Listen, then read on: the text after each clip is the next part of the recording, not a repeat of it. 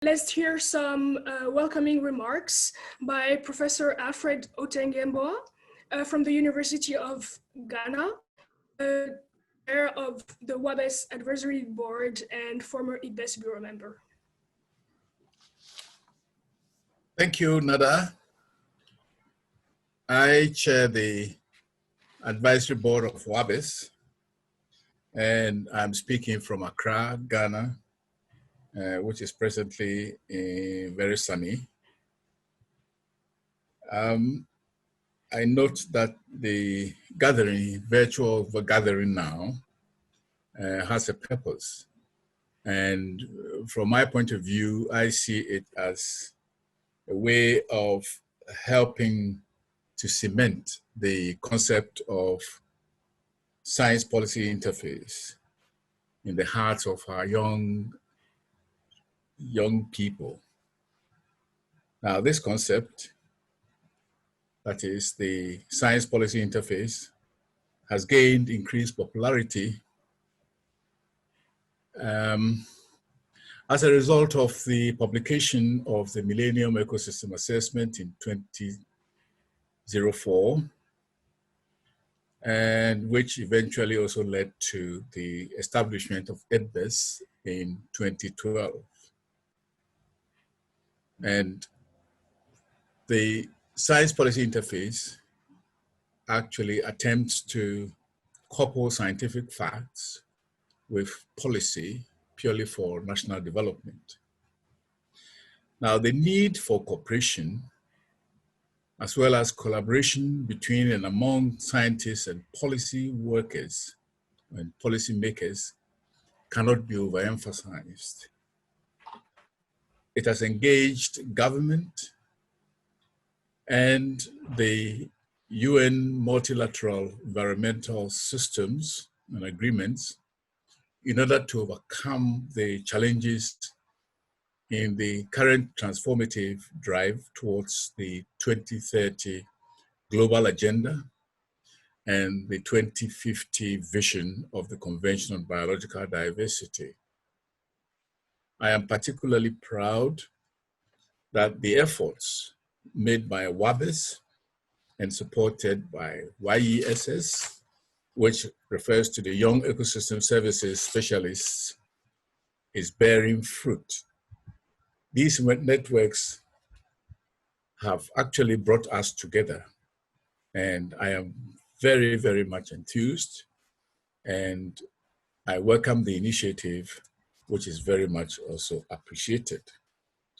So on this short note, I would like to extend a warm welcome to all panelists and participants. Gratefully, I have also noted quite a number of friends.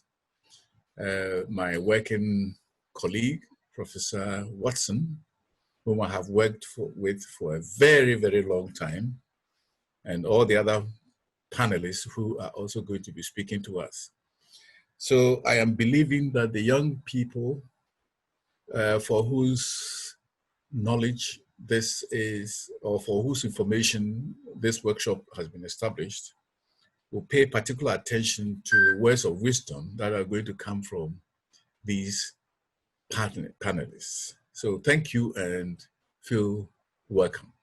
Thank you very much, Professor. So we are now going to hear an introductory speech from the two co-chairs of the open-ended working group for the post-2020 Global Biodiversity Framework.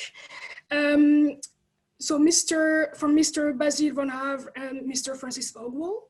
So Basile van Havre from Canada has over 27 years of experience working in Canada's Environmental Department. In addition to being Canada's CBD focal point, his roles included Director General of Biodiversity and Partnerships and Director of Population Conservation and Management at the Canadian Wildlife Service. Chair of the Citrus Elephant Working Group and CBD discussions on Indigenous knowledge and repatriation. Co-chair of the International Joint Commission on Great Lakes Water Quality Board, and director at the Meteorological Service of Canada. Mr. Francis Ogwal from Uganda has been working with the National Environment Management Authority since 2005. He has also been active in the CBD for over 15 years. Since 2005, he has taken on the roles as Uganda's CBD focal point, Vice President of the Bureau, Co-Chair for Resource Mobilization and Financial Mechanisms Working Group, and the first chair of the subsidiary body on implementation. He has also received the Presidential Awards, in recognition of his contribution in advancing biodiversity. Thank you. Good day, good morning good evening to all of you. Can you hear me well? We can hear you. Okay, so I will share my screen. So Francis and I are delighted to join you and have the opportunity to talk about a subject that is so important and that is basically at the center of what we're trying to do. What we will do today is we will start by talking about some of the reflection on generally speaking about science policy. Then we moved into the Global Biodiversity Framework as a bit of a case study on how it's done. I'll talk about the process very quickly, and then I'll pass the floor to Francis that will get you into the real matter with the description of the framework. So, what is science policy? What is a science policy interface? And I'm sure you've seen this type of cycle graph many times in many different iterations. But really, what you in any case of science policy, whether it's social science, hard science, or anything, you start from a current state. Somebody does a diagnostic, and in our case, in the case of biodiversity, we have several organizations. IPBES and Bob Watson will surely talk about that. Then there is the Global Biodiversity Outlook, and I'll talk a little bit more. That diagnostic is passed on to policymakers, and they take some action. And really, people like me do not take action. It is the public, it is the scientific authorities in the countries, and action is taken, and that gets to a new state that we start over again and again. So what we're trying to look today at is how we're managing that process that get from the science to the action. And that's a very tricky process. If we looked at a case of climate change, it's interesting to see that one process led to very different outcomes. And I don't need to describe that slide much more than that. What I want to tell you is that there is a number of things around that process that are very important. So going back to the previous slide in the top corner, the context, externalities, what is the right peace and social and economic development situation? What is the health situation of people? That will be influencing whether they take the top way or the bottom one, and whether that's going to lead to further success or not. Let's dig a little bit deeper in terms of what policymakers, people like Francis and I, and like others on this call, on this panel, look for. We need several things from science. We need clarity of the message, tailoring to the audience, and that's a very tricky part where the message can be tailored in several ways. To the public, the public is listening and able to process very simple message. Policy in terms of decision makers, to negotiators, to NGOs. So translating the science, and NGOs have a very important role to play in terms of translating the science in messages that are easy to understand. We need to understand the level of precision that is associated with the scientific message. I'm not saying that we necessarily need all the time, a very precise message, but we need to understand the level of confidence associated with the message. And telling us that the level of confidence is not at the top is okay. I think policymakers can understand that, and that's important. Timeliness, and you will see a little bit later an example of how timeliness affects the message. And consistency, which means that we need to have a consistent message over time. And when there are changes to the message, because change happens, we need to understand that. So it's not about always the same message. It's about evolving the message and making sure that that message is well understood. So overall, if you step up a little bit and you try to understand that there is basically a number of intricate back and forth relationship between science and policy. There is at the heart the input of science into policy making, and basically we're going to be looking at that over the next few slides, where IPBES make an assessment, they're telling us something, and we're having to take action. The independence of science from policy making is crucial. We need to protect that. We need to cherish that. This is an opportunity. This is a strength. This is very important to us.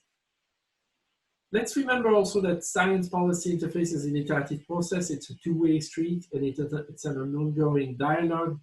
Policy informs science, science informs policy, and science and policy are also informing communication.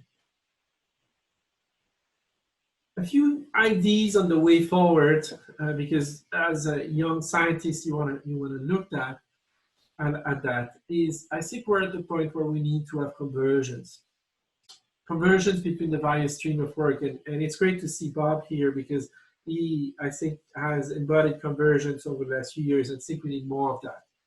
We've seen scenario preparation for climate, we've seen scenario preparation for nature, and really, if you're a policymaker and you're trying to steer the action of a government or of a company, you want to have one set of scenarios. You cannot deal with several sets.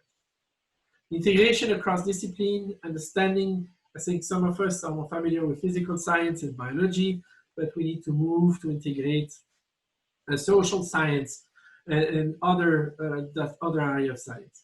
Improve coordination of agenda, so making sure that the values stop along the way in time where we make policy decisions are better coordinated and are not out of step.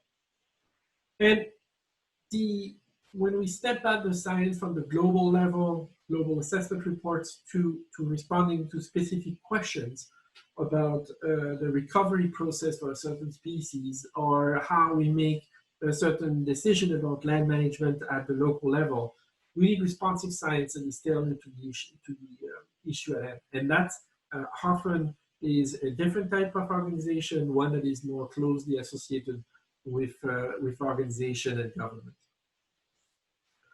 Now, let's move to the case study, the Global Biodiversity Framework. And here you see kind of a three-floor diagram. The situation, and that's what IPBES did for us. Biodiversity loss is among the biggest risks. You get this very strong message about the challenge we face. The Conference of the Parties give us a set of 13 principles, and I've highlighted that we have highlighted in red one, which is knowledge-based, and pasted on the side the full wording, and that is very important to us, and Francis and I refer to that regularly because it guides our thinking, guides our action. So based on the best science evidence, relevant knowledge, including natural and social, local, traditional, and indigenous knowledge, as well as based on the best practice and lesson learned from the implementation. So that is a recognition by the 196 parties to the convention of the importance of the science policy interface. And that explicit recognition gave us a lot of flexibility, and you will see how the process has evolved to take that into consideration. So linking science and policy, starting from that point about starting from the best information available, the starting point for us is the IPBES assessment. So for us, we're starting from that floor as the solid foundation on which we're going to be building these houses. There is no discussion of the IPBES reports in our negotiation section. So the IPBES will give us, and Francis will describe that, the 5 direct drivers and give us the indirect drivers. Then there is the 5th edition of the Global Biodiversity Outlook that provides further elaboration of that. What we designed is to have specific thematic consultation with experts. So basically asking experts on restoration of habitat to tell us specifically what should be done. And several of you including Alfred, have been engaged into those consultations. Then we're lucky to have under the CVD this body called the SAPSTAT, the Statutory Body on Scientific and Technological Advice. And then they are in the process now of drilling further down in terms of the providing us with detailed scientific assessment. And the first job is to tell us whether the set of targets that we will be presenting to you in a second is actually getting us to the vision. So will it work? Is the system logic in terms of enabling reaching the result we intend? The second job they have is to provide us with indicators of performance, and that's a very, very huge job. And I'm looking forward to read the second iteration of their draft. Lots of work, thousands and thousands of pages have been sent, thousands of comments. Third is the availability of the data for baseline. So where do we start from? So if we want to reach a certain goal, we have to know where we start from. And when you walk along a road, that's easy. You can look at the milestone along the road, and that's what we're looking for. And then finally, advice on the numerical attribute of targets. Most of you would know target 11 from the previous frameworks, that the 17% and 10% for conserved and protected area. We've learned for that. And what we learn is if we do simple, easy to understand, and easy to measure targets, they get attention. The complex targets get less attention. So basically, what we want is the science community to tell us how those targets should be shaped from a science perspective. We are totally cognizant that there will be negotiation and there is a political layer on top of that. But the starting point should be science. And then the lesson learned from the GDO and the HE framework. The traditional and customary knowledge, having managed Arctic species for a long part of my career, I've learned very quickly to respect traditional knowledge and understand that what we call in Canada wrongly Western science, but the classical science do not have all the answers. And people living on the landscape, having lived there for thousands of years, and having carried that knowledge, often verbally, have a very important knowledge, and that needs to be integrated. Finally, ambitious versus realistic targets. One of the challenges we had in the previous framework is that ambitious targets that were great, but could never be attained, and therefore had an element of failure into them. And we were asked to have some very realistic targets. Now, a couple slides on the process. So that's kind of a look at the past, starting from COP14 that took place in 2018. We went through the regional consultation. You see the red box with the IPBES assessment smack in the middle there. That was the starting point. And then that was the base for us writing the first draft. We had a number of thematic consultation, and I won't read through all of them, but you can see that by January of this year, we published draft 0, and we had the open-ended working group 2.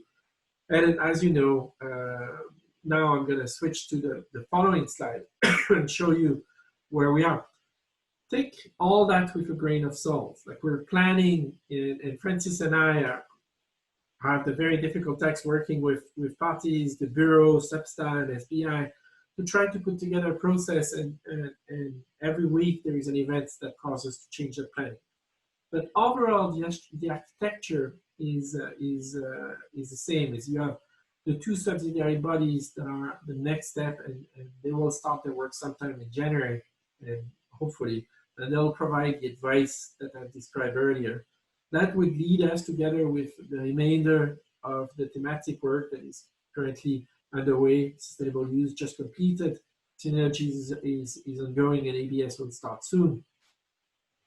And then it would lead us to prepare a draft 1, and then there will be a subsequent open-ended working group in 2021. That's going to be a very important meeting. It looks like a small box here, but that's where it's going to be very, very important work being done.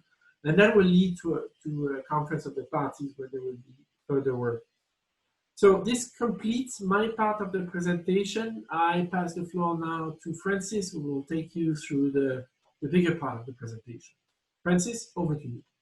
Thank you, Basile. I will try to keep my camera off so that maybe you can hear me well. If we could go to the next slide, please. Yes, so thank you, Co-Chair, and I'll try to get to the few slides remaining. But I think most of us are aware of this flow diagram here. This is basically the thinking, to call it the theory of change of the post-2020 Global Biodiversity Framework, to say that this is a framework that will last 30 years. So you're talking of 2021 up to 2050, of course, with the implementation period of 10 years each. So the dream is that by 2050, we are living in harmony with nature. And I think the realization here is that it seems humans, in particular, have detached themselves from nature. We think we can do anything to nature and continue to exist as we always want to. But as we now see, as nature continues to decline, our very own survival on this planet is also seriously endangered, if not under very serious threat. So this framework has got the 2050 goals. I will explain that when I get to the next slides. It has got the 2030 milestones, which I will also explain when I go to the next slides. But basically then you are talking of about 4 important areas, which you are going to see in this slide here. Now, the Vision 2050 basically says that by 2050, we have valued, restored, wisely used, and conserved nature so that we maintain ecosystem services for a healthier planet and also delivering benefits essential for all people. That is the Vision 2050. So when you look at the goals, we have got right now 4 goals, and this comes after the second meeting of the working group. You will see a goal that deals with the means of implementation, which is very clear there. And that came from the second meeting of the working group. But under goal A, which is on ecosystem, species, and genetic diversity, you'll see here that science will play a very important role, that the area connectivity, integrity of natural ecosystems is increased by that percentage. Again, that is to be validated by SABSTA. And the number of threatened species is reduced by that percentage. What again we are saying SABSTA is going to be looking at. Now, that is science that will do that. But as we are seeing from this Zoom, that the information from that then needs to feed into policy. What will people think about that kind of information when it comes? So how can policy help us to better steer if we are either not achieving or if we need to do something better to achieve that? So science is going to be very critical in all these stages of achieving the goals, achieving the targets as you see them there. There is the goal B that deals with the contribution of nature to the well-being of people. And you can see the targets we have put there, sorry, the milestones, is that we, by 2030, a certain million number of people should at least be contributing or benefiting from nutrition, and also having food security from biodiversity, having access to safe drinking water, and also that nature is valued. Again, as I said in the beginning, that the living in harmony with nature has got 4 elements, and valuing is one of those. So you see we have embedded that in one of the milestones here, that nature is valued through green investments. And then the benefit aspect, benefit sharing, this is something very, very central to the implementation of the framework.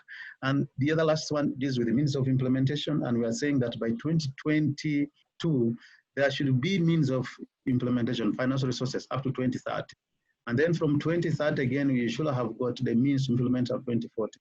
So those are the kind of milestones. So to summarize it, when you go to the reducing threats, those are the action areas, the action targets that we need to be focusing on.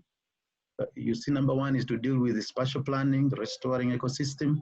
Number 2 is mainly on protected areas. Number 3 is on species recovery and conservation, sustainable use, that is target 4. And then you have got invasive alien species, pollution control, climate change. So you see science going to play a big role here. But again, we have to see how that information is translated to help policymakers to better support the process. And then the part that deals with the meeting needs of people, use of species, biodiversity in the agricultural sector. You're talking about other regulatory services like in the urban centers, the green spaces. You're talking about healthcare, and then also benefit sharing. Then lastly, on the tools and solution, this is mainly dealing with mainstreaming biodiversity across sectors into policies, but also to do with the consumption. How are we going to address the issue of consumption? Biotechnology and biosafety, very important for policymakers. What is going to come from science that can actually inform and better make policymakers to support this? And then you have the issues of subsidies, resource mobilization, and 19 days, of course, with the knowledge, including what we are talking here. And then lastly, is involvement of the women and all those groups you see there. I have to say that for us to have effective science policy contribution, one is that we need to be thinking of the capacity of stakeholders, parties, and especially the LDCs to really be able to collect the information. First thing is capacity. Second are the resources, financial and human, to do that. And then third is, of course, as I said, translating the information. The last slide, maybe.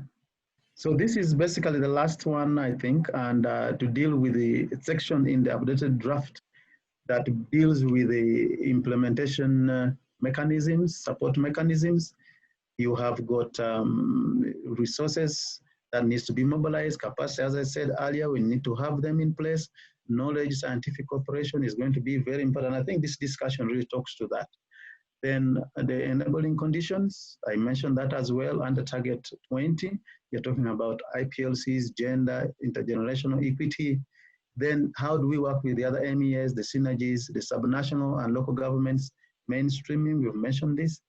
Responsibility and transparency. This is where I think we need to be doing better in the coming years. We need to have a very comprehensive planning and reporting mechanisms, but also we need to integrate with other processes and complement as appropriate with other stakeholders like non-state actors who could come in place to support us in the part of reporting there. Then we have to do really awareness much more than we've done before. I think the current strategic plan has not been having a very aggressive campaign. And you'll also notice that actually we kind of, under the biodiversity forums, we kind of really left ourselves behind. And you see that climate change, almost every politician everywhere in the world today will say something about climate change. I always pay attention to hear if any global leader is going to talk about biodiversity loss. It is beginning to come, but in very few of them, and yet all of them will talk about climate change. We need to do a good job here this time around in the post-2020. I'll co-chair the next one. Maybe that could be the end as well. Yeah, I think that is it. Thank you so much. We are grateful to have shared this time to update you on the process. Thank you. Thank you so much, Basile and Francis, for updating us on this process and for detailing the process of the post-2020 biodiversity framework. So it's now time for our panel, moderated by YES members Sachi Rana and Karin Veridiano. We have 6 panelists today that we'll be introducing before we start with the discussion. So we have Sir Robert Watson with us today.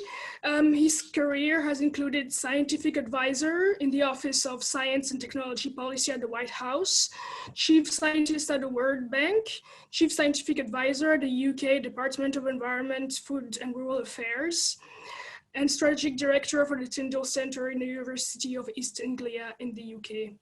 He has chaired, co-chaired, or directed the following: WNMO UNEP Stratospheric Ozone Depletion Assessments, Global Biodiversity Assessments, Millennium Ecosystem Assessment, UK National Ecosystem Assessments, and its follow-on, Agricultural, Scientific and Technology for Development, Intergovernmental Panel on Climate Change, and the Intergovernmental Science Policy Platform for Biodiversity and Ecosystem Services, IPBES. Awards include a Knight's Bachelor in 2012, Companion in the Order of St. Michael and St. George in 2003, Fellow of the Royal Society in 2011, Member of the American Philosophical Society in 2020, UN Champion of the World for Science and Innovation in 2014, and the Asahi Glass Blue Planet Prize in 2010. So we have also Dr. Claudio Chiarolla. He is the Program Management Officer responsible for the BioBridge initiative and the Technical and Scientific Cooperation portfolio at the Secretariat of the CBD. Previously, he worked for the United Nations Development Programme as a regional project specialist for Central and Eastern Europe, Arab and Southern African countries. In this position, he promoted the implementation of the Nagoya Protocol in a number of countries. Before that, among other positions, he was also senior advisor to the Italian Ministry for the Environment, Land and Sea, and a negotiator for the Italian presidency of the EU Council during the CBD COP12. Ms. Karin Zaunberger is a biologist. After working in the European Parliament and in the research department of the European Commission, she has worked since 2007 in the Directorate General for Environment. Her main portfolio is the Climate, Biodiversity, Health Nexus, Green Infrastructure, and Nature-Based Solutions. She has been participating in international negotiations and served as negotiator for the EU inter alia on biodiversity and climate change in the frame of the CBD. Mr. Graeme Cook is Head of Research and Sustainable Development Scrutiny at the Scottish Parliament, leading a team of researchers covering biodiversity, climate change, environment, rural affairs, transport, constitution, and sustainable development. Graeme has 20 years of experience supporting scrutiny of the Scottish government. Between 2016 and 2018, Graeme worked on secondment across 6 world-leading research institutes in Scotland, working to improve the use of evidence and expertise in the policy, business, and public spheres in Scotland and beyond. Graeme is an honorary fellow of the Royal Scottish Geographical Society. Dr. Hilde Eggermont is a freshwater biologist, PhD, by training. In 2013, she became the coordinator of the Belgian Biodiversity Platform, a national science policy interface for biodiversity. Her day-to-day activities focus largely on European and global initiatives and mobilization of Belgian expertise, knowledge, and stakeholders therein. She is vice chair of the Biodiversity Partnership, which is a pan-European network of national programmers and funders of biodiversity research. She also acts as Belgian focal point for IPBES and as alternate IPBES bureau member. Other duties include her role in the IUCN as Belgian focal point, chair of the European Policy Advisory Group, and counselor. Lastly, we have Dr. Johannes Förster. He works at the Helmholtz Center for Environmental Research. He has more than 10 years of experience working at a science policy interface with a focus on ecosystem services and informing decision making on biodiversity and climate change. Currently, he's involved in developing guidance on establishing national biodiversity platform in support of IPBES and in assessing ecosystem-based approaches for achieving net zero emissions in Germany. Previously, as member of the scientific coordination of TEB, the Economics of Ecosystems and Biodiversity, Johannes advised on the use of information on ecosystem services in decision-making. He also collaborated with small island states to provide support in UNFCCC and CBD negotiations. Before that, as junior professional associate at the IUCN, he assessed options for the design of forest climate policies. In addition, in Germany, he collaborated with the Environmental Protection Agency on the use of monetary values of ecosystem services in regulatory impact assessments. That closes the introduction, and let's enjoy our panel discussion now. Thank you so much, Nada, for introducing the panelists. I hope I'm audible to all. We can hear you. Yes. Okay. Okay, so again, thank you all of you for your time for the panel discussion. Karin and I will be moderating today's panel discussion, and I'll be introducing myself, and then Karin will follow. I'm Sakshi, as Nada has just mentioned, and I'm joining you all from Dehradun, India, where I'm working as PhD scholar at Wildlife Institute of India. Over to you, Karin. Hi everyone, I'm Karin Veridiano. I'm joining you from Hamburg, Germany. I'm currently a PhD student at the Center for Development Research at the University of Bonn, and welcome to our much awaited panel discussion. Great, thanks, Karin. So just a quick reminder to participants, you can post your questions through the Q&A option, and which will be answered later in the Q&A session by our moderators. And just to give a quick idea of the panel discussion, we will be exploring how science policy platforms work at international, national, and regional scale, listen to the success stories and challenges faced by our panelists, and end the discussion with advice from them for researchers on how they can effectively engage in SPI. So without any further delay, we will jump into the panel discussion. And yeah, so assessments like IPBES, IPCC, TEEB, and Global Biodiversity Outlook, they're definitely not an easy feat, and they require years of coordination, collaboration, and teamwork at global scale. And certainly, it's the huge, passionate army of researchers and scientists who make these assessments possible and impactful. And Bob, since you have chaired and co-chaired so many national and international scientific assessments, and Claudio, since you are currently in CBD, which has recently released the Global Biodiversity Outlook, we are curious to know that how researchers are involved in IPBES and CBD. So this question is for Bob and Claudio. So I would request, Bob, that you go first and answer this question, that how researchers are involved in IPBES for their assessments. Thank you.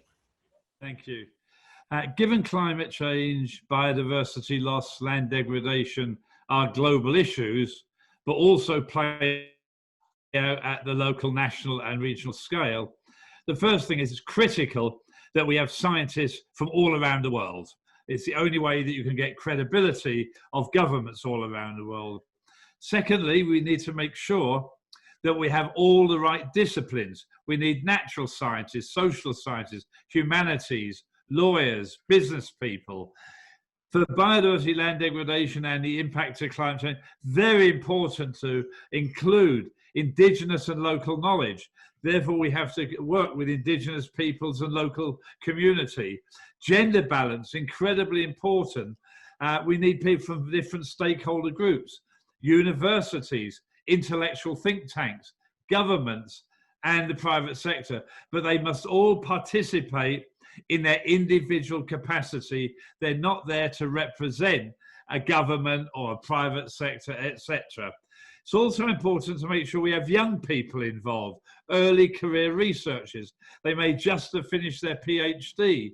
So the main point is we need a really outstanding group of scientists that cover all the disciplines, understand the issues, and it's not just understanding, is the environment changing, why is the environment changing, but in particular now, what governments want to know is response measures.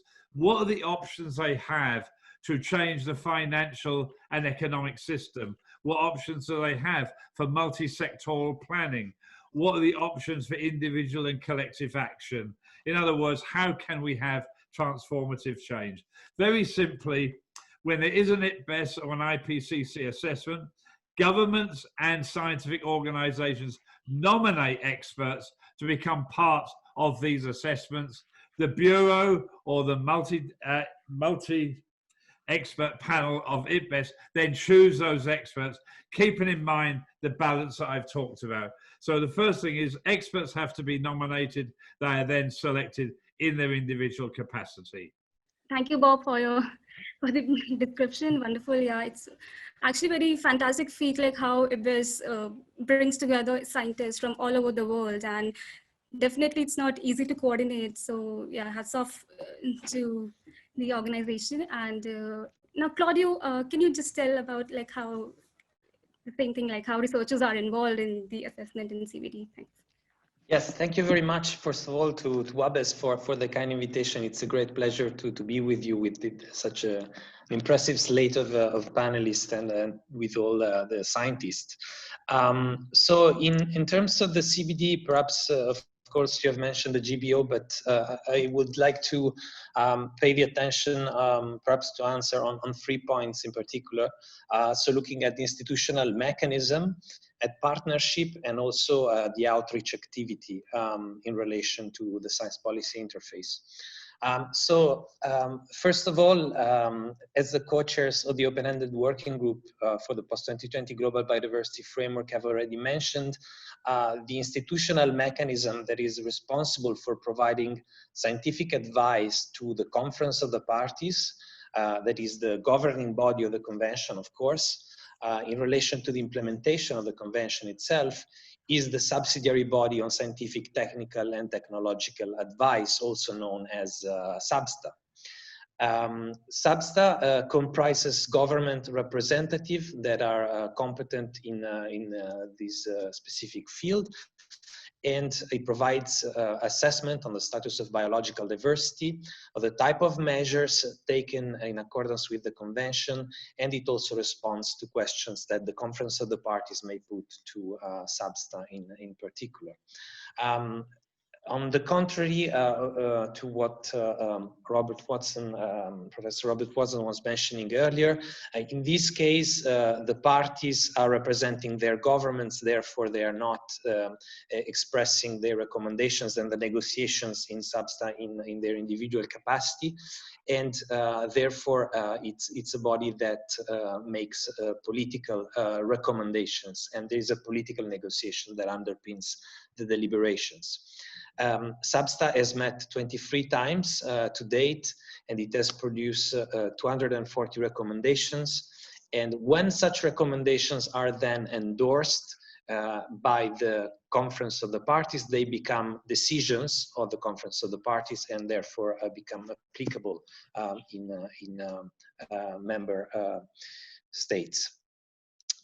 Secondly, with respect to partnership, I perhaps would like to highlight the importance of the consortium of scientific partners on biodiversity, which is a network on national level technical and scientific agency with globally relevant contributions to the convention.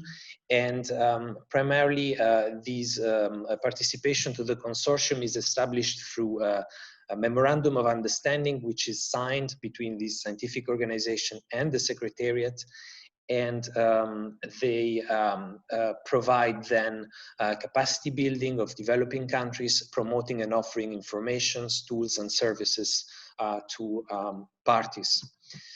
And one of the important streams of work that the Consortium of Scientific Partners is facilitating, and this leads to my third and last point on outreach, is the work that the Secretariat, together with the CSP, the Consortium of Scientific Partners, and others, is facilitating the preparations for the 5th Science Policy Forum for Biodiversity, which will be held just prior to the 15th Conference of the Parties under the theme, the role of science, technological and innovation in stemming the loss of biodiversity and contributing to the achievement of the 2050 vision of living in harmony with nature.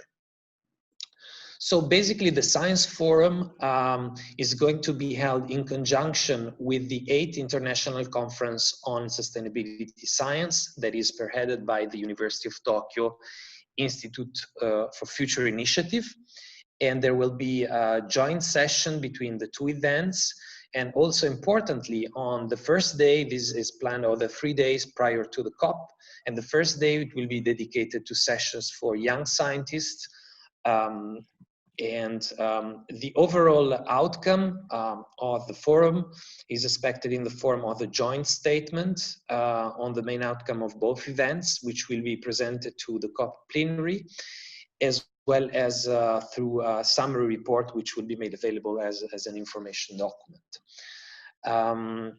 Other partners in organizing the forum, co-organizers, include the union, the International Union for Biological Sciences, and of course the host government, the government of China, represented by the Ministry of Ecology and Environment, and the Chinese Society for Environmental Sciences, and the Chinese Academy of Sciences, as well as many other organizations. Now, as you know, with respect to the negotiation and agreement on the post-2020 Global Biodiversity Framework, but more generally with the COP, we are working with a moving target, really. And so since there's the possibility that the COP might be further postponed into 2021, and we will have to adjust our timeline. Besides the in-person science forum prior to the COP, if the COP will be further postponed, we are also planning to host a series of virtual sessions of the Science Forum on the scientific aspects of the post-2020 Global Biodiversity Framework that would allow the forum to have a real impact on policymakers and on parties' positions, and will contribute to maintain momentum in preparation for the COP. And these virtual sessions would take place prior to the next meeting of the open-ended working group on the post-2020 Global Biodiversity Framework, which is a good time because often when we arrive at the COP, parties, of course, have already decided their positions and coordinated their positions. So intervening earlier on actually offers a window of opportunity to further influence the process. So we'll stop there. Thank you. Thank you so much, Claudio. And yeah, the Science Forum, it sounds very interesting event, and I hope that many people will join you there. And since we have running out of time, so my next question is for Johannes. Johannes, so you have been involved in TEEB, in the scientific coordination of TEEB, right? So can you just talk about your experience as a researcher? I mean, you're working with TEEB from the perspective of a researcher. How was it, and what were the challenges, and etc.? Thank you. Yes, thank you very much for participating or inviting me to participate in this interesting and relevant discussion here.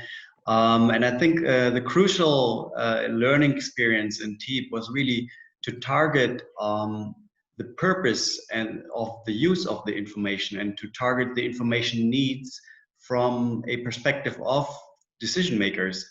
And therefore TEEB, for example, produced a number of reports targeting specific audiences, which of course, if you read these reports, it's not like a scientific report or scientific publications, but it's really geared towards speaking the language of the target audience. And of course, those reports were produced by a very diverse group, not only scientists, but people from different sectors of public sector, but also for the business report from the private sector.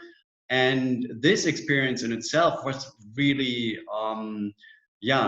opening up a whole new research arena where I learned to really address the issues and try to understand and listen to those decision makers and their need for information, and then try to translate that back to science. Often science is done in a way, okay, we have a method, we have an interesting subject and object to research on, and then we apply that method and get some results. But I would urge researchers to try to look first for what information is needed, what type of information is needed for a particular decision-making context, and then go back and consult with research colleagues from different disciplines and bring a diverse perspectives of research together to see how to answer those questions. And it might not be the methods that one was thinking of because one had these methods available in their research group.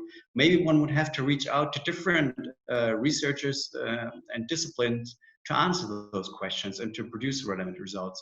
So in that regard, the TEEB process was really bringing the whole different perspectives together, and it stimulated a whole range of projects beyond the TEEB process, where, for example, we were approached by governments, but also other organizations to say, oh, we want to do a TEEP study, meaning doing economic valuation of ecosystem services. But then we would have to ask first, what do you want to do with that information? And then coming down to the issues that they wanted to address, it turned out, well, it's not always needed to do an economic evaluation. Maybe different information is needed to answer those questions.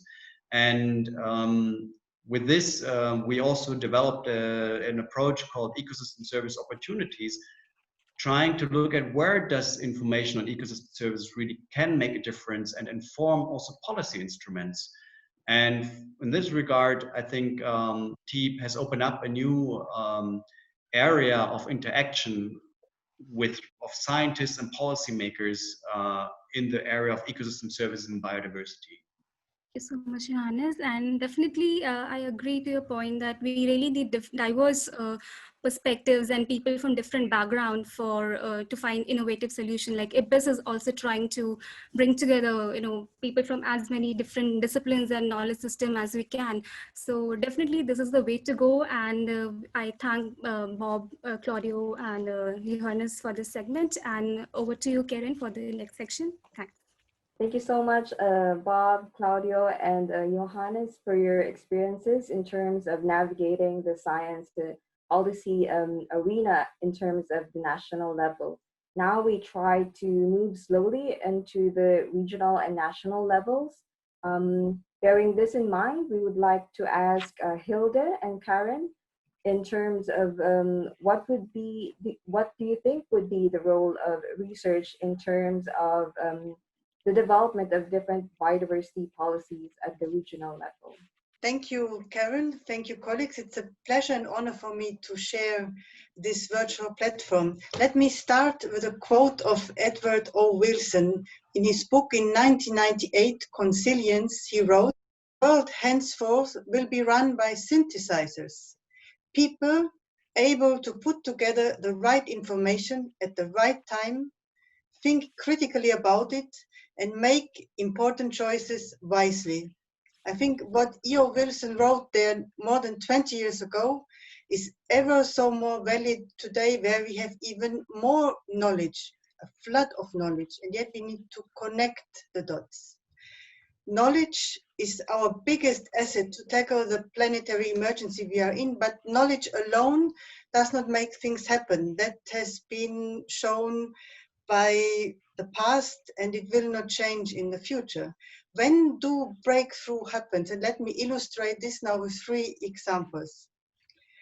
I like to say that it was a combination of knowledge plus public pressure that made it happen that in the European Union now we have a European Green Deal. Let me explain. When in 2019, we had in Belgium and Brussels and all over the world, we had the Fridays for Future in the streets every week. And it was not only the young people alone, they were seconded by their parents, by the elderly, but more importantly, they were also seconded by the scientists. But it meant the scientists, which usually are not really comfortable, they think in manifestations and all that, that rather stay behind and create the knowledge and think deeply and don't get too much into this activation space, but they did it. They really made sure, they said it, that whatever the young people want, what they request, is not just now some fashion, some mode of young people. No, that what they demand, their requests are fully based in science. There was one former member of the IPCC, Jean-Pascal Van Persele, he had said that we can shelve the IPCC reports, but we cannot shelve now this requests by the young. And then timing comes in. Now all this happened in the early month of 2019, where there was the election of the European Parliament, which happened every 5 years. And I think it's also fair to say it's thanks to this public pressure that the Greens in the European Parliament really received a much bigger, they had more members of parliament after the elections. And that's the first thing the European Parliament does, is that they will choose a new commission president who then will elect commissioners for the next mandate of 5 years. And it's thanks to this pressure, thanks to the fact that there have been really a high number of, the Green Group was very strong in the European Parliament, that we got a European Commission president who, as her first act when she became president of the European Commission, tabled a European Green Deal with a whole bouquet of initiatives, including the EU biodiversity strategy, the farm to fork strategy, the renovation wave, a first climate law. All this, I mean, you could see from on the regional level, on the level of the European Union. I'm now that old to say that this really is a change of kind of in terms of the overall policy of 180 degrees. Now, of course, all this needs to be, I mean, maintained and implemented, but in terms of momentum, and this would have never happened, A, with the science, and B, with the combination of science and society and the people. But without the input of science, I mean, this really ribambelle of scientific assessment from both IPBES and IPCC during 2018, 2019, really created a wave that could no longer be ignored. Another example, let me zoom in just on a topic, even prior to that, thanks to the IPBES pollinators assessment that has been adopted in 2017, if I remember correctly, it happened that the EU then in the follow-up launched a specific political initiative on pollinators. Without this assessment, this pollinator initiative would not have been started. And we can also go further back in history. The European Union has a very strong environmental legislation, directives such as the birds and the nature directives, as they call the bird circuits and the flora fauna habitat directive, and they have come into being after really decade-long research work on species and habitats. So research needs to have really a long breath, and every now and then, when you have the critical mass of it, then you'll have breakthroughs happening. And I really like to think now, with all this attention on climate, on biodiversity, through this work on the post-2020 Global Biodiversity Framework, the work of the researchers really becomes even more important to accompany that and really keep on the pressure that the ambition of all these political strategies and frameworks really is matching with this planetary emergency we are in. Thank you. I'll leave it like that. Thank you. Thank you so much, Karin. You've provided a very concrete, you provided concrete examples in terms of how science should have synergies not only with its own researchers, but with a more general society in terms of providing impacts. Hilde, we would be happy to hear your experience as well at the regional level in terms of the role of research in biodiversity conservation. Well, I totally agree with Karin that at the regional level, let's say also in Europe, that there's a lot of knowledge already, and that it will be important to bring it together in these type of meta-analysis and assessments, as you also see in the IPBES, to inform policy.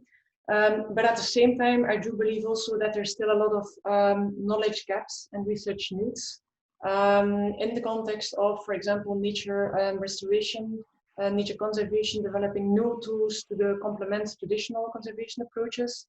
Also in the context of transformative change, in the context of sustainable production and consumption. Also when it comes to lowering our impact on biodiversity beyond our borders, so research on field connections. So I think there's still a lot that we should do.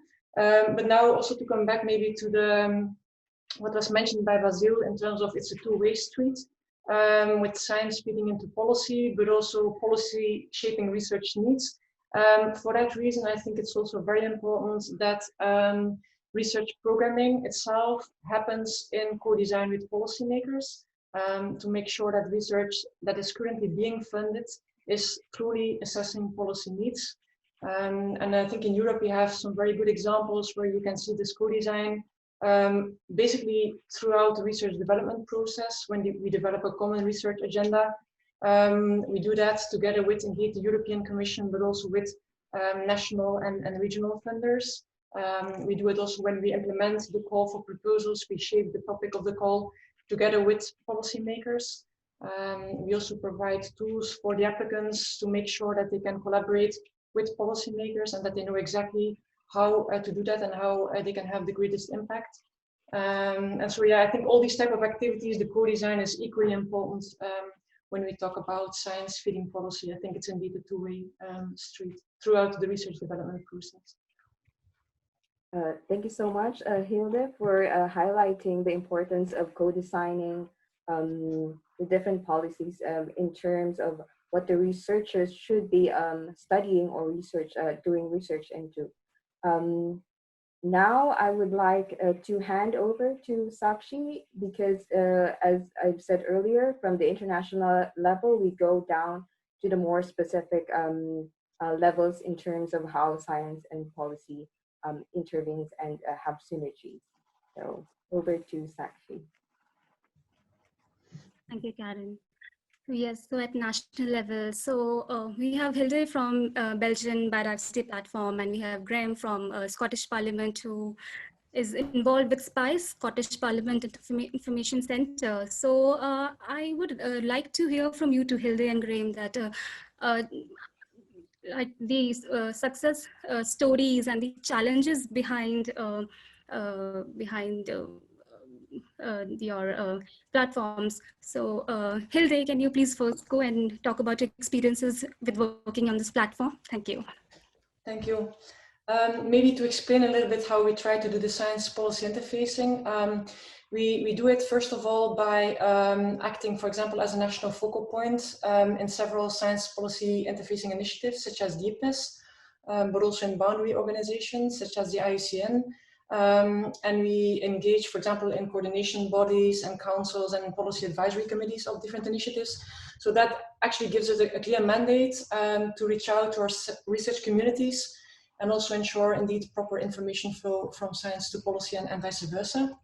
But then secondly, what we also do in the Belgian Biodiversity Platform is that we facilitate what we so-called communities of practice on topical issues. And so these communities of practice, they bring together different types of stakeholders, including natural scientists and social scientists, but also local and national policymakers and practitioners on topical issues that were emerging at the time when we set up these communities of practice. Some of these are 10 years old, but now these topics have become mainstream in international policy context. So for example, we have a community of practice on invasive alien species, on biodiversity and health, on ecosystems and society.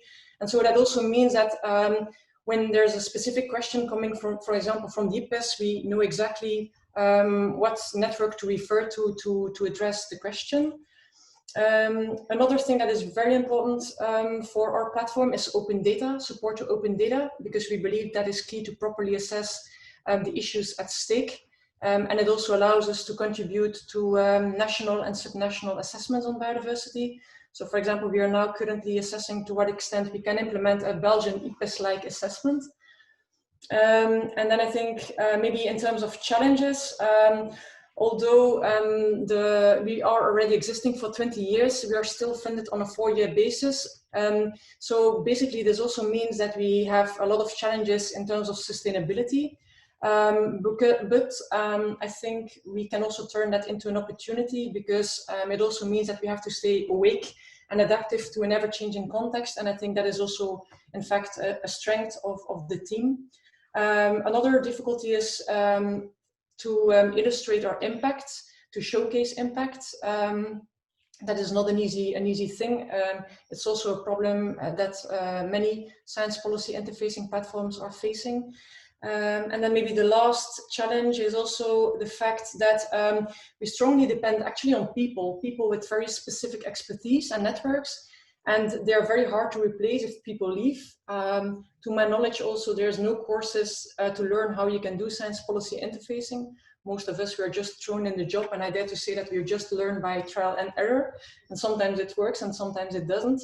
But again, it can also be a strength that people just learn how to do it and they make the best out of it.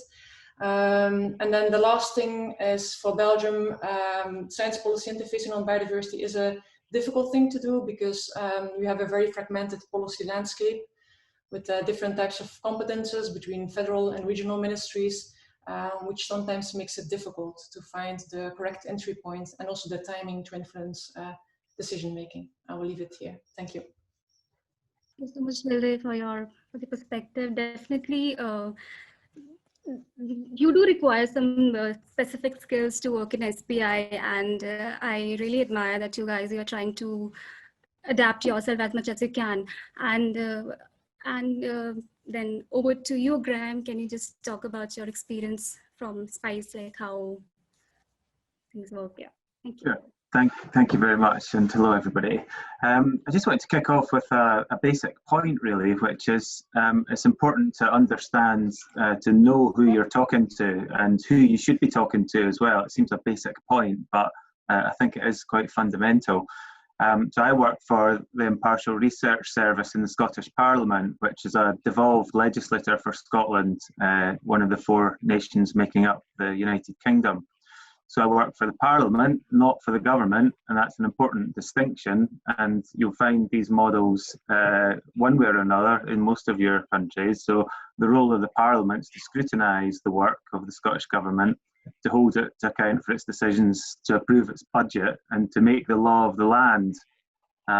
So if you're talking to politicians, it's important to understand how they fit in there. Now, remember always is that politicians are elected, so they have to keep a lot of people happy, and they're often not subject experts, and that means that you have to remember that they might not be asking you the right question. You have to help them with that, and that's one of the challenges we have as a sort of neutral support service in the Parliament. Sometimes we end up answering the question they should have been asking rather than the one that they are. So that's something to bear in mind too. And I use a quick example here. I was speaking to a soil scientist here in Scotland who was showing me the cross section of a blade of grass, and he said, this bit gives it its bendiness, this bit gives it its strength, and if you plant it in the right place, it stops landslides. Full stop. That was it from the scientist. And I said, well, if you take that and put it into policy context, you could say that you could plant that in the areas of Scotland we know where there are road closures every winter because there's extreme weather getting worse. That floods roads and that cuts off rural communities from their services and from the larger areas.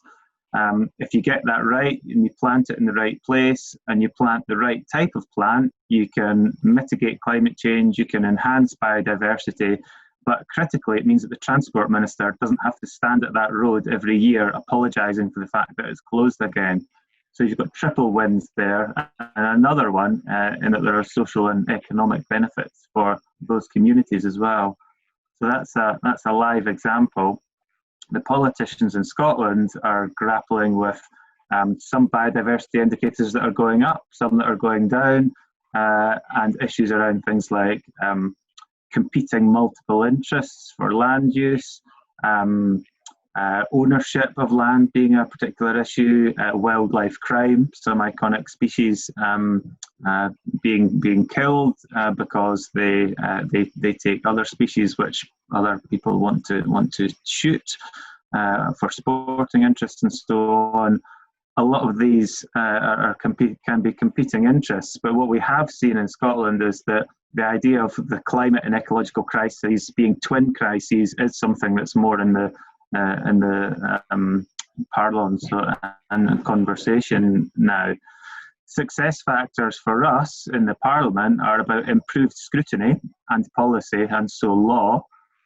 And you've got to understand, I guess, that in a political environment, those metrics will vary depending on the political standpoint of the politicians you might be talking to. But from the perspective of an official, it's about the best evidence and expertise being presented, and it's then for the politicians to make the judgments as to what they do. You see parallels with this in COVID-19, where there are experts offering advice and then the politicians make the call as to what to do. So the challenges for us in the Scottish Parliament are about keeping the parliamentarians up to date with what's going on and where the best expertise lies, and also recognising the deadlines that they have. Staff and members in the Parliament are often working to extremely tight deadlines, sometimes within the day, to come up with an evidence base for something, for legislation and debates and so on. I'm happy to either pause there, or I'm happy to talk about how we get scientific evidence into the process and data gaps and so on. I'm in your hands as to whether I can spend another couple of minutes on that or pause for now.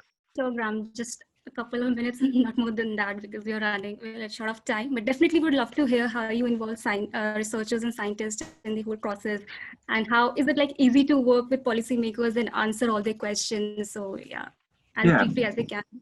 Okay, so how do we get scientific evidence into the process, into the parliamentary scrutiny process and improving making law?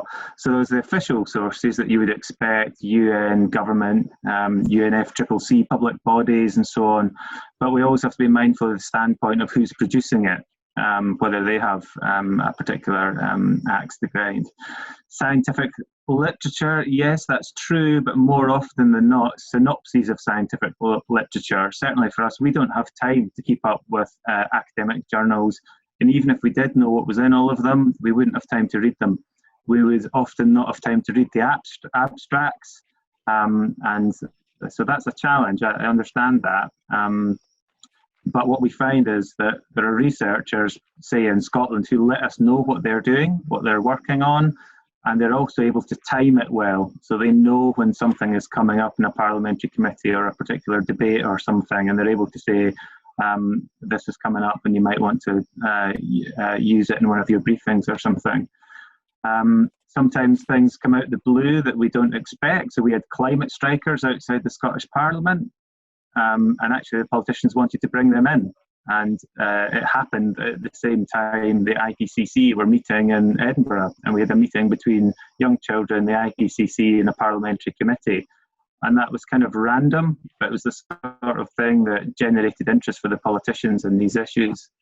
One of our roles also is identifying witnesses for the politicians to hear from in hearings, and we can't do that unless we know who's doing what in these areas. But we also have our own academic engagement programme as well, which allows us to put out calls on particular issues of relevance to the Parliament, and subject researchers can bid in to come in and be fellows or interns in the Scottish Parliament Information Centre. And we also do things like commissioning blogs and guest briefings and so on, and I can share the links on those later. And that's one of the ways that we communicate the data gaps to scientists. So we can talk to the politicians and committees and they say, oh, we don't understand something on X. And we can say, well, actually, we've got a network of contacts across all the Scottish universities and research institutes. We go in through the knowledge exchange staff there, and they are able to identify the best experts within universities and so on. And of course, we know lots of scientists individually at a subject level as well. In terms, the final question is, how can scientists improve how evidence is communicated? So I've talked already about knowing your audience, but you can drive your own understanding. So you can identify the gaps yourself, or you can initiate the dialogue. It's back to that point that the politicians won't always know the right questions to be asking. Know what's going on. So for our example, you can follow Parliament committees, social media channels, find out where to find work programme documents, which tells you what they're going to be working on in the next 6 months.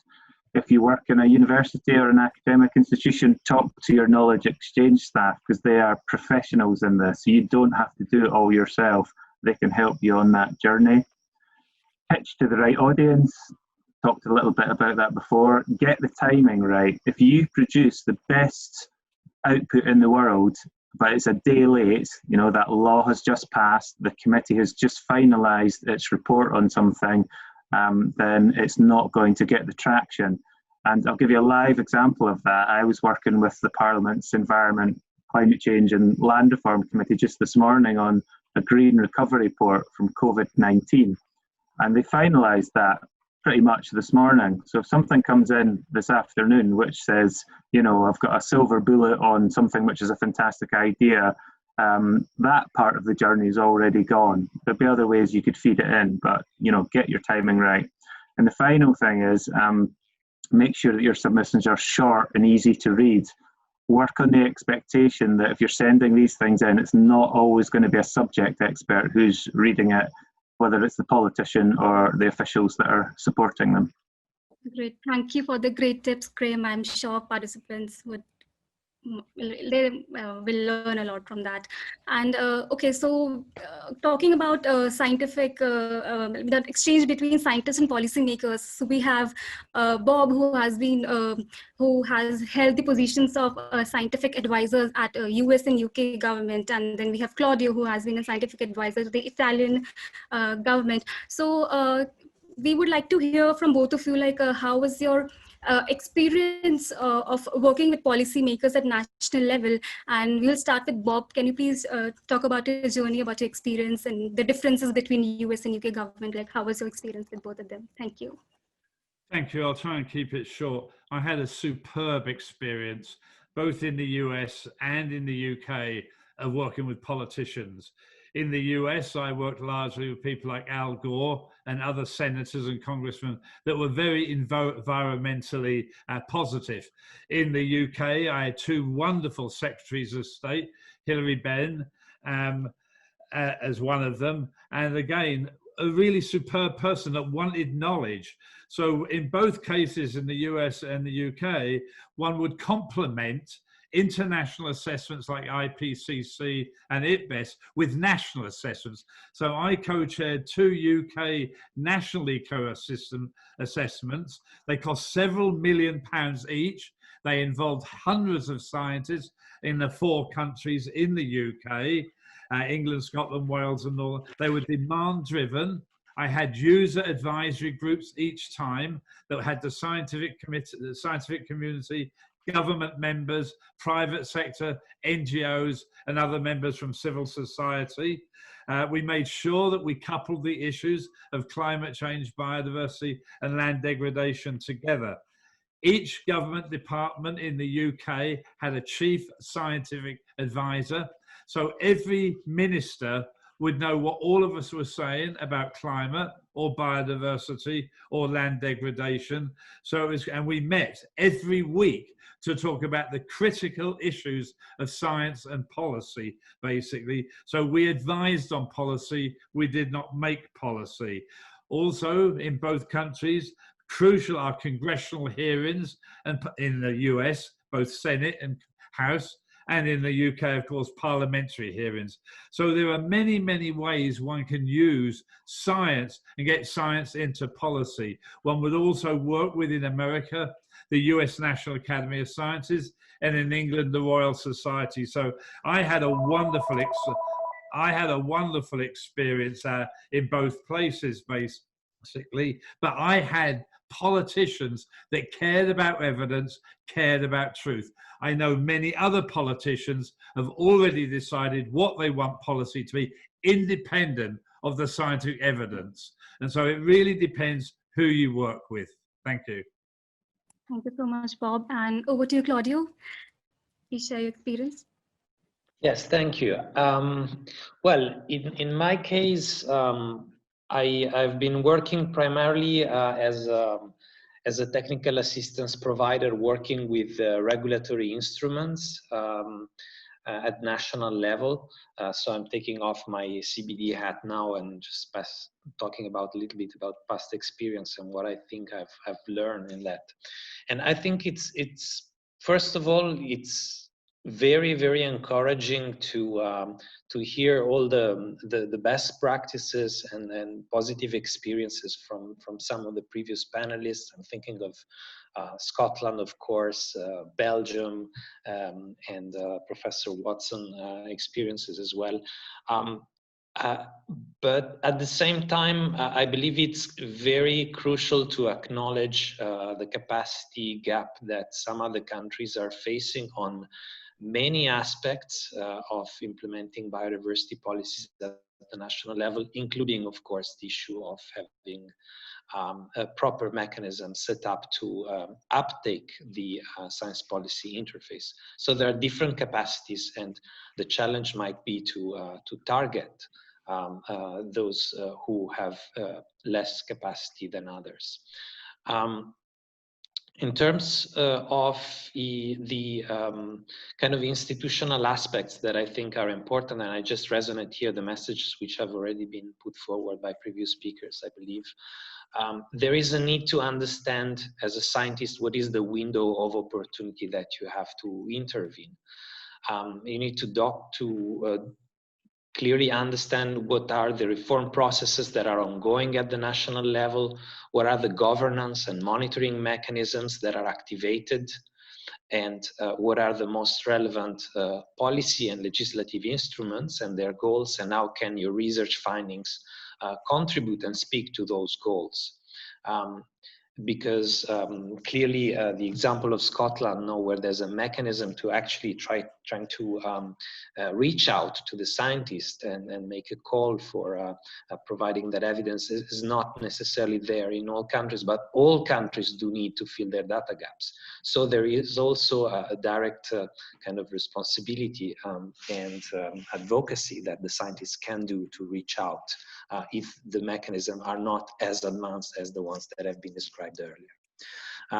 I believe there's also, in terms of having an impact, again, on policies at the national level, a need to understand and clearly define, especially when we deal with institutional reform or legislative reform, the mandate of the responsible institutions, and particularly clearly understand and define what is the lead institution that has to deliver on the mandate for the reform. And it's very important, again, to know who you as a scientist are talking to, and to understand how far they can do in their action, and to tailor the messages that you have and the information that you have to their needs. Thirdly, to the need to understand, of course, also the institutional dimensions of the reform process, their implications, and the internal politics, which can often slow down the reform process in some cases. Besides all of these, I think it's very important to really get to know who your allies are at the national level. They may be, again, somebody in Parliament, as was mentioned earlier, but also technicians and civil servants within relevant ministries that are dealing with biodiversity-related issues. And these beyond the Ministry of Environment, as mainstreaming is really key, and other sectors which might be the competence of other ministries are also, of course, very relevant in having an impact on activities that might have a negative impact on biodiversity. And well, it's also important, I think, to understand what kind of support and incentives do policymakers need in order to give proper weight to the prevailing biodiversity consideration when tackling broader societal or development choices and decisions. And therefore, what I wanted to say is that, above all, I mean, as scientists and researchers, we'll all have, especially young scientists, when you finish a PhD, we are specialists in our field. We tend to have an in-depth, very specialized, but rather narrow perspective of the problems that we are trying to tackle. And however, we should not miss the broader reality that politics and politicians respond to what they believe is politically advisable, at a particular time, rather than what is scientifically advisable. And politics arbitrate decisions based on the perception of competing priorities, and sometimes, perhaps often, what prevails is what I higher level decision makers believe would guarantee them the highest political consensus and therefore success at the next elections. So I think a very clear example of this is the debates that we are having in many different countries on the measures to be taken to contain the spread of COVID-19. And in many instances, these debates are not scientific debates about different interpretation of the factual reality, but must comprehend broader societal perspective and perceptions of that reality. So I think it's very important to keep that in mind. And therefore, above all, my message is that we should make sure not to underestimate the importance of popularizing your research findings, explaining their importance and implication for the future societal choices that we are making. And again, advocacy on these. And we must find the means to explain that biodiversity is not just an issue for biologists or conservationists or taxonomists, biotechnologists. Biodiversity matters really to us all. And unless I think we are able to persuade the majority of us on this planet that we have to sanction with political choices, you know, politics that that goes against biodiversity savvy choices, then we won't be able to make the giant leapfrog that is needed now to achieve again the 2050 vision for biodiversity. So I will stop there for now. Thank you. Thank you so much, Claudio. Definitely a very important message to communicate your research, and on top of it to voice your opinion. That is very, very important for us to now to raise our voices and to show our concern about climate and environment and everything else. So here, since we are again short on time, I'll ask Karin to now take over the next section. Thank you. Thank you so much, Hilde, Graeme, Johannes, Bob, and Claudio for a very extensive sharing of your experiences at the national level. We do recognize that there are still some gaps existing, and I think it's a good starting point for us to still have hope in terms of how we should move forward. In line with that, and also as one of the results from our live poll, we've seen that there are a lot of students currently joining us during this workshop. And with that, I would like to ask Bob and Johannes, what sort of advice would you give us, including myself, early career researchers or upcoming scientists, in terms of how we could effectively engage in this ever so conflicting science policy arena? So Bob, maybe you could start and then followed by Johannes. Yes, sure. And I know we're running short of time, so I'll keep it short. First, what I would say to all young researchers is become a deep specialist, really understand one part of the world or environment really well, but learn to be interdisciplinary, understand the language. If you're a natural scientist, understand the language of a social scientist or someone from the humanities or the economist or the finance person. Very important to put your speciality in a much broader framework. Secondly, I would say definitely get involved in international assessments. Both IPCC and IPBES both have fellowship opportunities where the travel is paid for, no personal honoraria, but you will be exposed to the best researchers in the world. You will be exposed to all the disciplines, and you'll understand what some of the really big science policy questions are. So I would definitely say get involved. I'm now currently co-leading an effort for UNEP that's bringing together all of the international assessments. We're synthesizing all of the IPCC, IPBES, GBO, GEO, the Chemicals Outlook 2, the Resources document, and we have young fellowship people, research fellows of UNEP helping us. So while there are 20 fairly seasoned scientists writing this and an advisory group for 20. We have lots of young fellows helping us. Really important. They've contributed superbly to our document. So my advice is very simple. Get involved. You'll meet really interesting people. It will expand your horizons and you will not regret it. But it is hard work. Thank you. Thank you so Yeah, much, thank Bob. you. I would definitely support what Bob said, and that was also my experience. I was doing a master's degree in Sweden and on climate change impacts on Arctic ecosystems, and I found like that was really interesting, and I really was really encouraged to go further in that research field.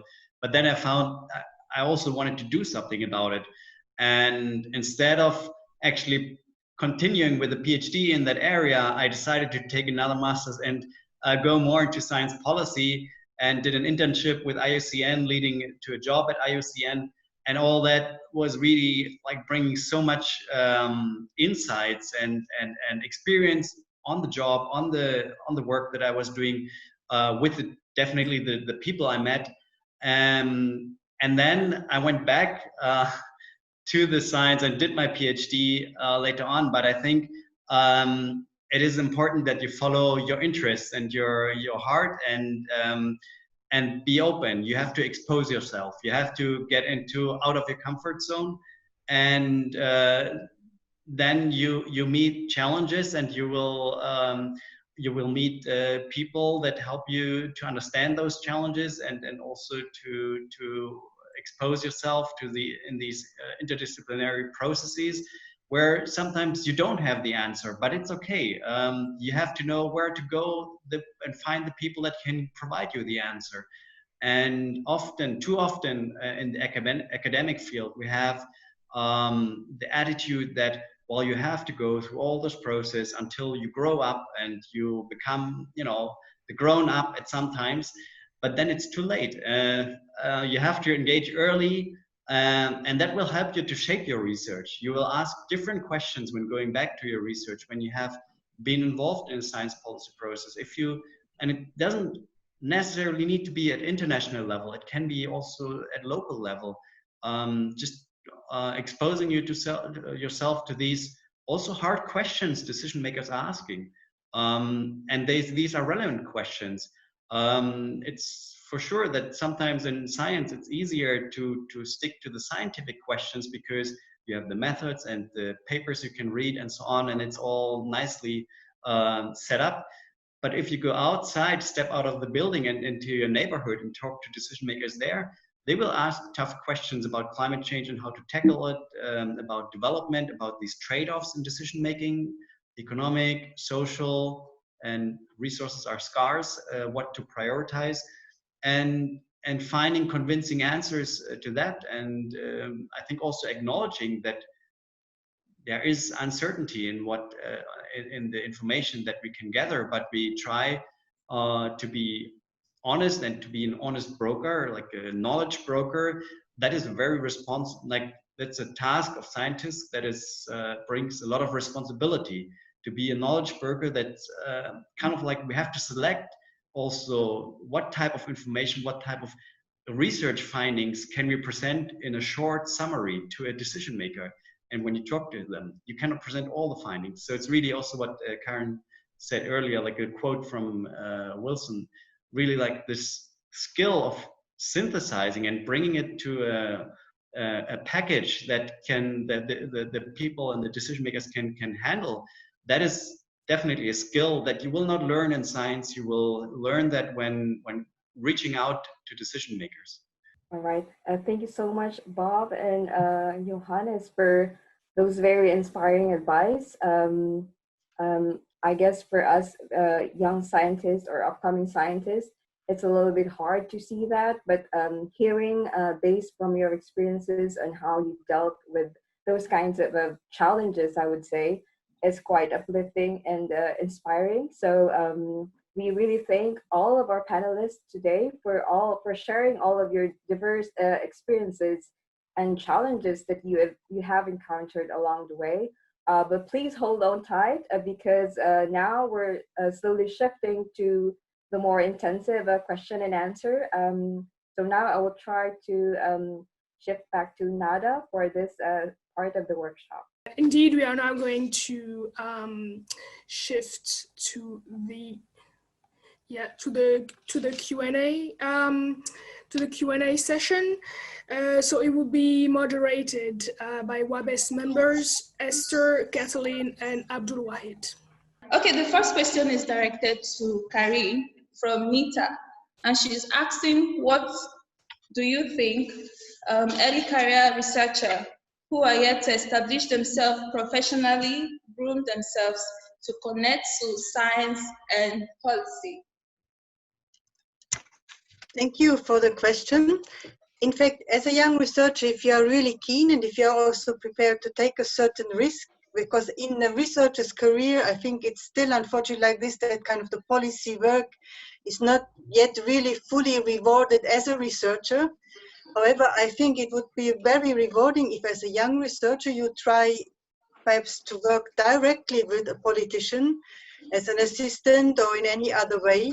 Because there's one thing that at the moment, a lot of the advisors are still economists or political researchers, or there's rarely actually ecologists and biologists. So if there would be more, I think that would also help in order to infiltrate this type of knowledge in the higher, where the decisions are being made.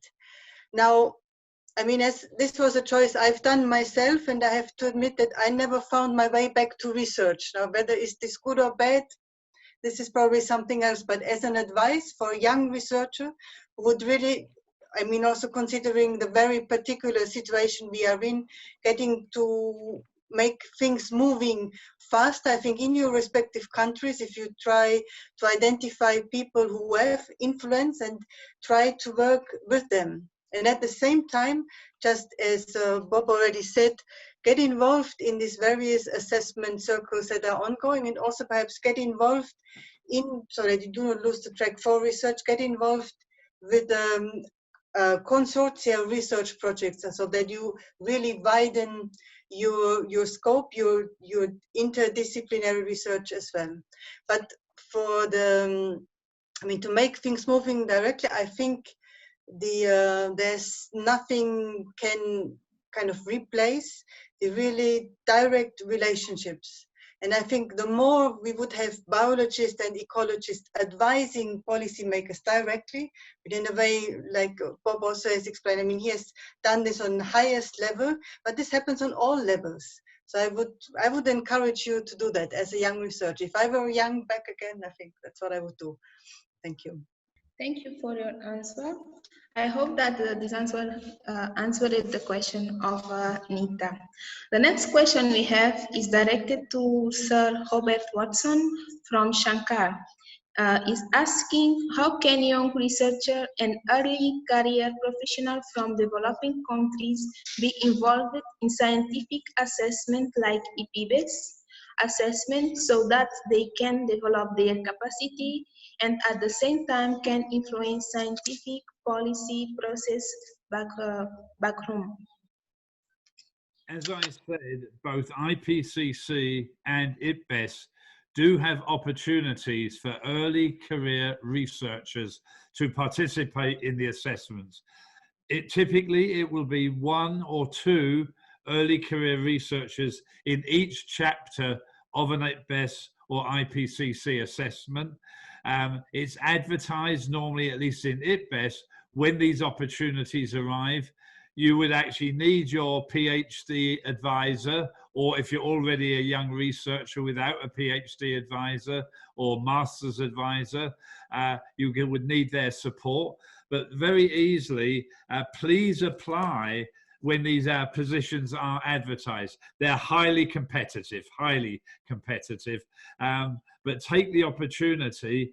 Then, of course, back home, if you're a very early researcher, it's not easy to get involved in the politics of a country, but potentially work with a senior academic in your institution and start to get a relationship with a member of your parliament or whoever, And I think that's the way to do it. So work with other academics in your own institution and learn who are the politicians that care about these issues and will actually listen to you. So yes, get involved in assessments through the fellowship scheme, and yes, get involved with politicians in your own country.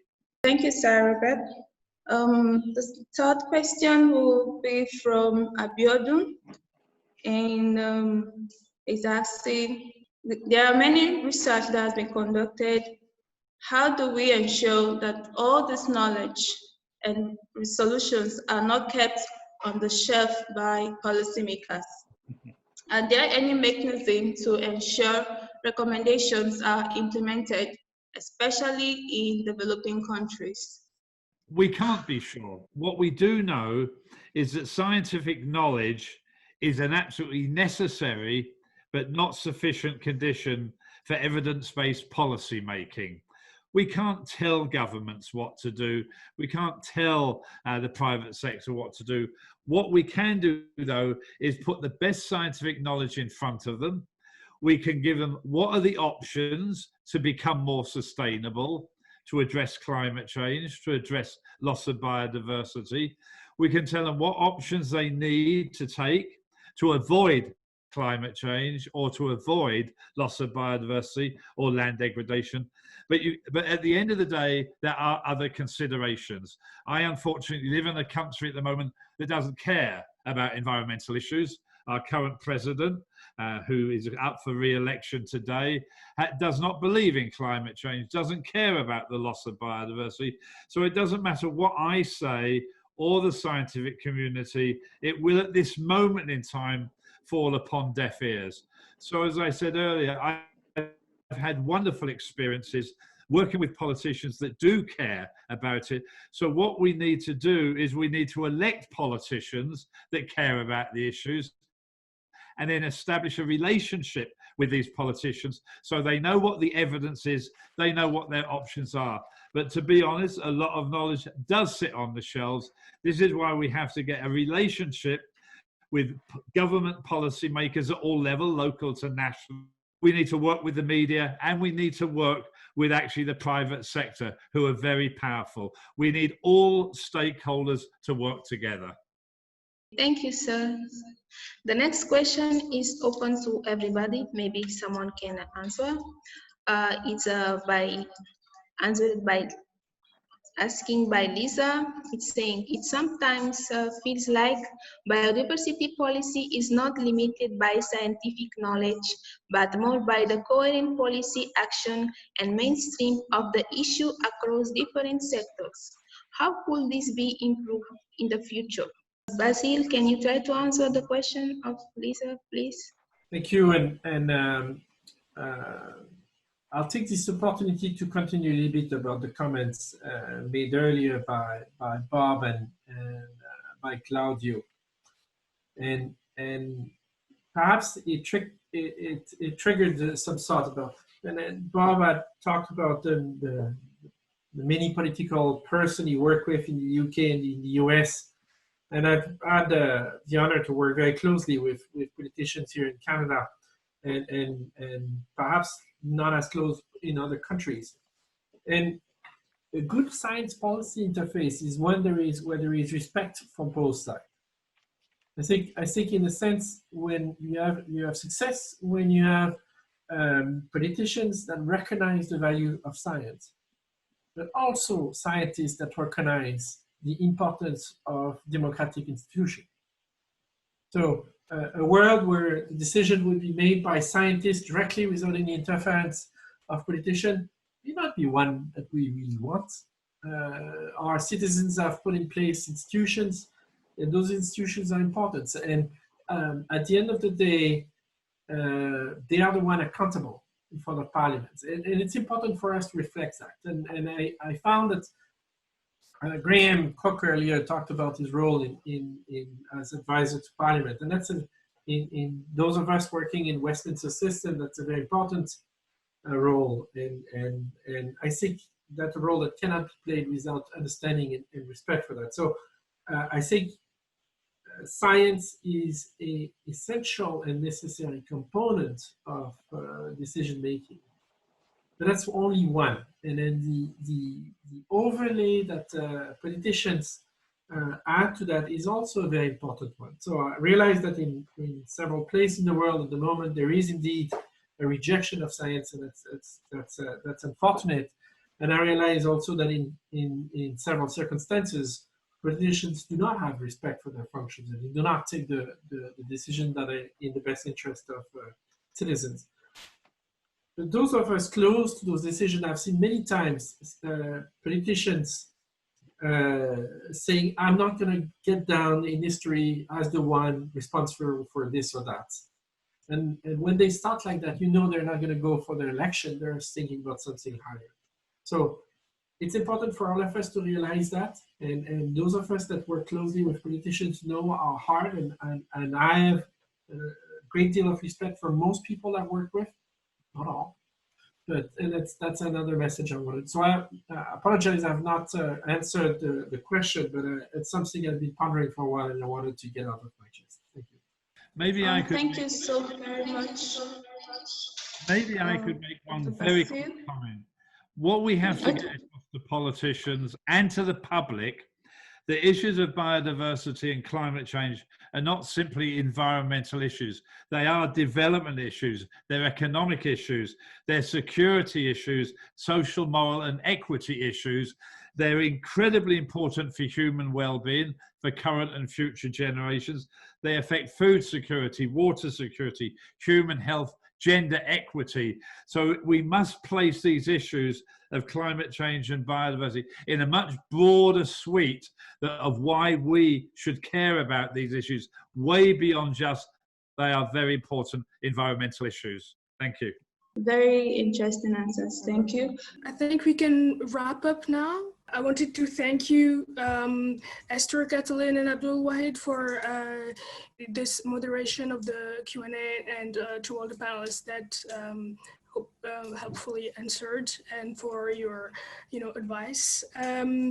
So yeah, thank you very much for attending today. So to all the participants and to all the panelists, and for the participants and also the panelists, maybe we hope to see you for our second day tomorrow. We will be hearing about the experience of researchers this time, so we'll be more focused on the research side. So don't hesitate to send questions or comments to us at info@webes.net or to yesnetworks.org@gmail.com. Thank you very much, and see you tomorrow, hopefully.